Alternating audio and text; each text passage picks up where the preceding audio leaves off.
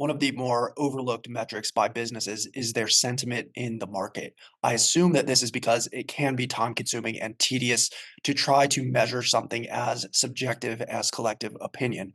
This can also be a very complex project depending on how deep you and your team actually want to go. For example, you can get as granular as looking at general market sentiment of a brand. You can look at the transaction experience during point of purchase and overall customer satisfaction post purchase. Of those stages, the latter is by far the most crucial. You've probably heard of NPS, which stands for Net Promoter Score. This involves sending out surveys to existing customers and asking them whether they would recommend you to other people. To gauge opinions about a brand on a broader scale, some companies invest in complicated sentiment analysis projects, which often involve data mining, web scraping, and machine learning. Unless you're a large enterprise with resources to do these things, you don't really need to worry about them, at least not to that degree.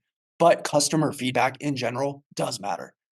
Of course, the ideal situation is a preventative one where products are so wonderful, promises are always exceeded, and client support is beyond stellar so that everyone sings your praises. But we know that's not always the case. And even if it is, at a certain point in a brand's growth, there's going to emerge some combination of haters, dissenters, disgruntled employees, dissatisfied clients, frustrated partners, whatever the case may be. When these people decide to take to the internet to share their feelings or to congregate with others, it's like a big digital footprint. And as this footprint grows bigger, it can become an increasingly more dire issue for a business, especially for influencers, creators, coaches, and consultants who rely on exceptional reviews and clean results when people search for your name on Google and start looking into rhetoric in terms of what the market is saying. One negative person here and there isn't that bad,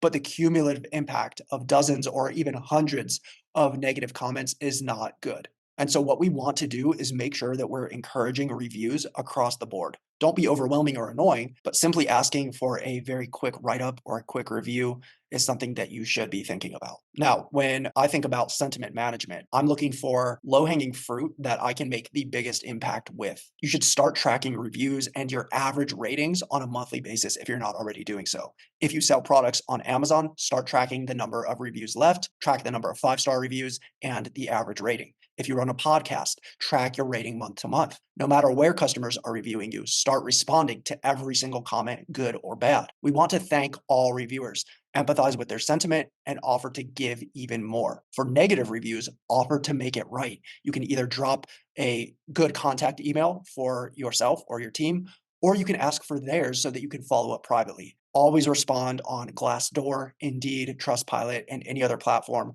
where customers are leaving comments about you. One of the quotes that I share in the book that I want to pull out here because it's so important goes like this: brands are built and destroyed on Thumbtack, Glassdoor, Google, Yelp, Twitter, Reddit, and YouTube, not in the boardroom, on brainstorming calls, or brand meetings. So let's go back for a minute to handling negative sentiment in these forums because it is so important, especially if you get into a situation where there's a bit of a crisis or a PR issue and people are concerned en masse and they're kind of going wild, right? It's a little bit of a runaway freight train situation, which we definitely do not want. In these scenarios, what you want to do is reply to each individual, not with a templated or politically correct response, right? Those types of generic replies only marginalize the issue and make the disgruntled individual feel even more unheard.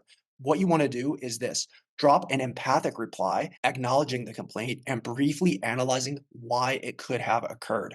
Whether it's founded or not, recognize that shortcomings in service are not tolerable, are being addressed, and then ask for them to send you an email and that you would like to make it right. Most people will not reach out. For the small percentage that do, you just manufactured another opportunity to serve. This is what I call a backwards lead on the other side of the spectrum. Treat this person like a regular customer, not necessarily to get them back, but just to disarm this mounting atomic bomb before it blows bigger.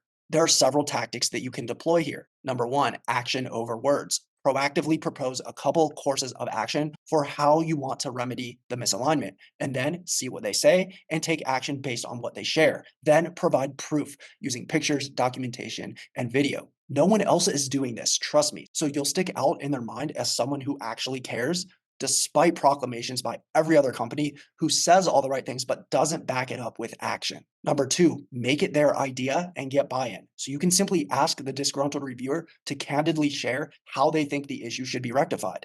And if their feedback is reasonable, see if you can implement it. And then again, provide proof. And then thirdly, make them whole. It almost always benefits a business to reimburse a requester in full, plus a credit, if applicable, for any perceived inconvenience, regardless of whether the inquiry is founded or not. This might warrant sending a replacement, free merchandise, or an account credit. Remember, perception is reality. So if you can do it without it seriously impacting your margins or your bottom line, it is more than worth it to go ahead and simply make it right, no matter what the issue is or what the cost is for you. The risk of doing nothing is greater than the risk of compensating on the back end.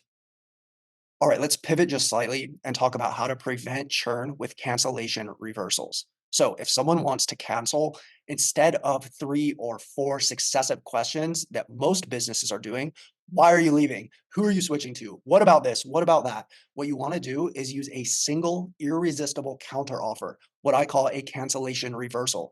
This is a one sentence, one hitter quitter aimed to stop that person in their tracks and seriously reconsider dropping off. 3 examples of cancellation reversal techniques include the following. Number one, price matching or price beating. If you're in a commoditized market where you're competing on price, offer to match or beat a competitor's figure. Take the hit, but retain some revenue. You can say something like this. Since I don't want to see you go, if it's just a money thing for you, I'd be happy to beat anyone else's best offer by 15% as an extension of my appreciation for you having been with us for the last 2 years, right? So that's one example. Secondly, a future discount. So if you have a business where there's little to no cost to open new seats to your tool and you won't actually be losing money by doing so, you can offer a massive discount for the next several months in order to entice the defector to stay. And so you might say something like this. No problem. Just before I process this, would it help if I was able to reduce your payments from 150 a month to $15 a month for the next half year? So that's another example. Third, revisit their why. Why did they sign up or buy from you in the first place? For high involvement investments like coaching programs, you can shift the focal point from losing to winning and make them confront the fact that they're quitting. When we feel incongruent or experience cognitive dissonance with something that we once said versus our behavior in the moment, we're much more likely to second guess what we're doing or ask ourselves if this is really who we are or who we want to be. This actually happened to me once with a previous client several years ago. They told me that they just weren't seeing results. They weren't happy with the nature of our relationship and that they wanted to sever ties right then and there. No hard feelings, she told me. It's just not working out. So I deployed this tactic in that situation. I revisited the why. You can say something like this. I mean, I want what's best for you, and I'm happy to process this. I understand things have been difficult, but when you signed up, you told me that you were willing to give everything. And I just hate to see you walk away from that promise that you made to yourself. So I have to ask, are you sure that this is really the best decision? You can also press your customer a little bit in this scenario by altering that final part. So I have to ask, are you sure that it's really a matter of our relationship, the program, or the product? Or does something just need to change with how we're approaching this, with the work ethic, with the amount of time or energy that you're putting in? Is there some way that we could work together to change our approach in order to create a more beneficial outcome that you need and that you expect, and that it's my job to deliver to you? Right, so that's just another way to think about that and to approach this particular tactic. And so that does it for NPS, reputation management, and churn reversal. I'll see you guys in the next lesson.